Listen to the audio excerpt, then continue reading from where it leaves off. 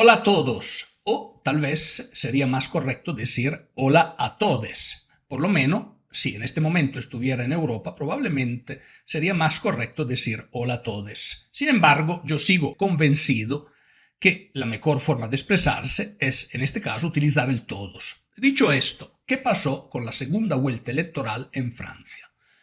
Primero que todo, hay que subrayar una participación extraordinaria de los electores. Creo que la participación tocó el 60% o más. Una cosa que realmente es extraordinaria. Cuando yo vi que la participación era tan alta, pensé que para el partido de la Le Pen probablemente no iba tan bien. Pero, ¿quién ganó en Francia?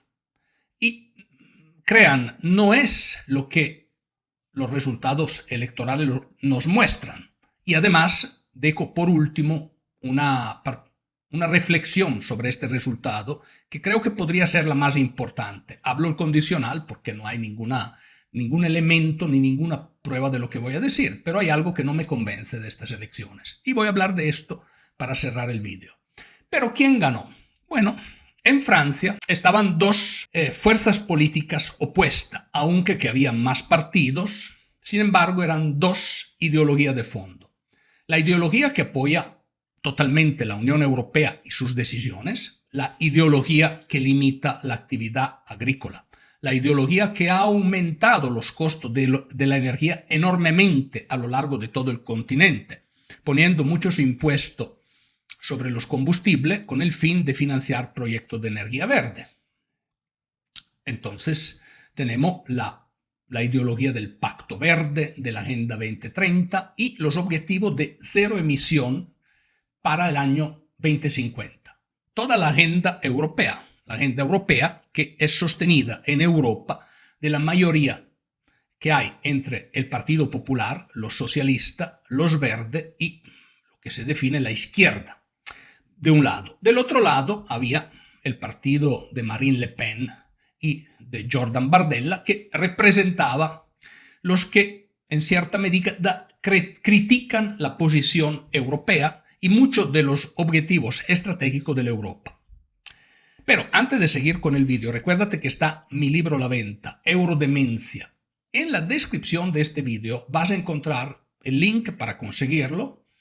No te lo pierdas, te explica todo sobre la política europea, la economía europea y hacia dónde va Europa. Creo que es un libro muy interesante en estos momentos que son tan convulsionados. Te lo recomiendo. Y recuérdate, si te gusta el análisis de este vídeo, dime tu like, comparte este vídeo entre tus amigos y suscríbete al canal. Esto nos va a ayudar muchísimo. Como le explicaba, hay estas dos grandes fuerzas, los que son pro Europa y los que son en contra de Europa. Los que están en contra de Europa son definidos por los que están pro Europa, o no pro Europa, todos son pro Europa, pero los que son pro a la administración actual europea, que ha sido la administración de Europa desde siempre. Entonces, este grupo define a los otros como la extrema derecha. Bueno, ¿era verdaderamente Marine Le Pen y su grupo la extrema derecha? Yo considero que no. Considero que era una fuerza conservadora y que muchas de sus ideas en economía inclusive podrían ser o parecerse mucho a ideas de izquierda o ideas socialdemócrata. Simplemente se armó una santa alianza y esta santa alianza fue victoriosa. ¿Quién ganó hoy en las elecciones europeas, por lo tanto? Primero que todo, ganaron, mejor dicho, las fuerzas que estaban aliadas, coalizadas, que eran casi todo, a excepción de un grupito de republicanos representado por Eric Ciotti, que estaban en contra de Marine Le Pen.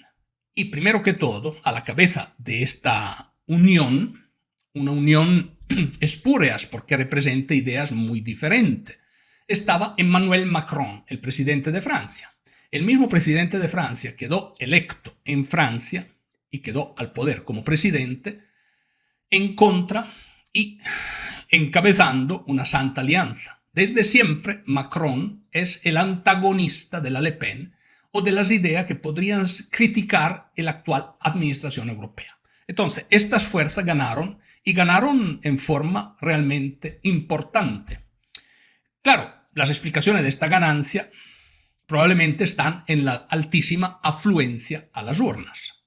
Además, va a ser muy interesante ver cómo se armará el gobierno en Francia, puesto que ninguno realmente tiene la mayoría de los votos para gobernar bien, los cuales son 289 votos. Entonces, probablemente veremos una alianza entre la extrema izquierda representada por Mélenchon y los centristas, que se consideran liberales, representados o del partido que respalda principalmente al presidente francés Emmanuel Macron.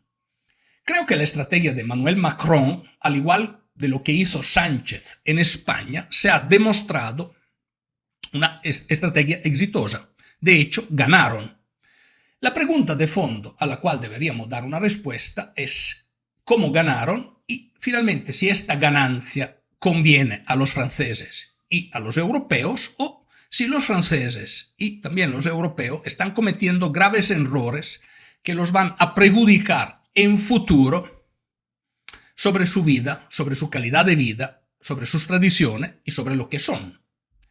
Primero que todo, analicemos cómo está compuesto el electorado francés. Francia ha albergado muchísimas migraciones de África y en este momento en Francia hay un bloque importante de votantes que podría ser hasta más de un 10%, que son votantes de fe musulmanas.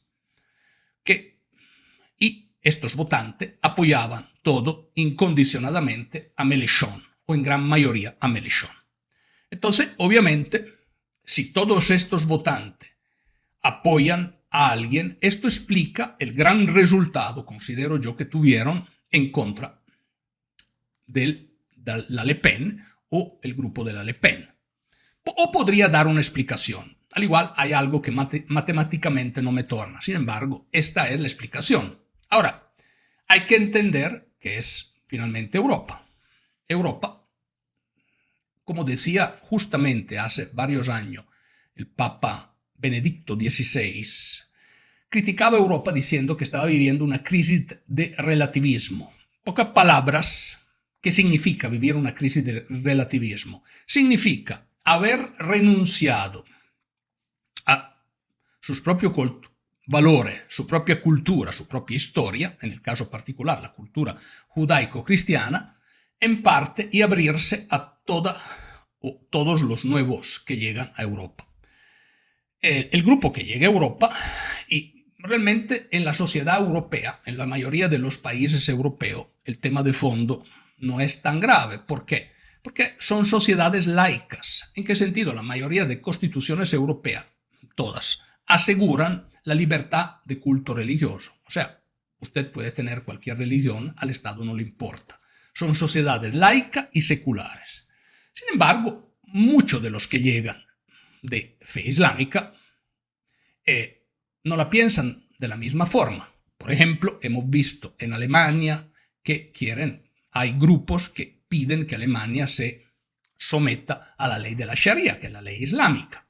Entonces, tenemos la contraposición laica europea con la contraposición de estados religiosos, como podrían ser, por ejemplo, Irán.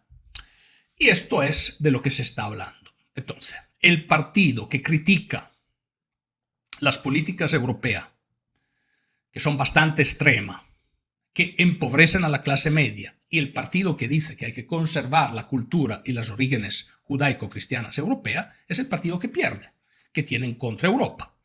Pero, ¿quién está atrás de esa mentalidad europea? Bueno, todo es movido por el dinero al final. Entonces, muchas de las políticas europeas al final tienen grandes financiadores, que son todos los que deberían llevar al cambio energético pedido por Europa según el plan estratégico que han definido y delineado en Bruselas.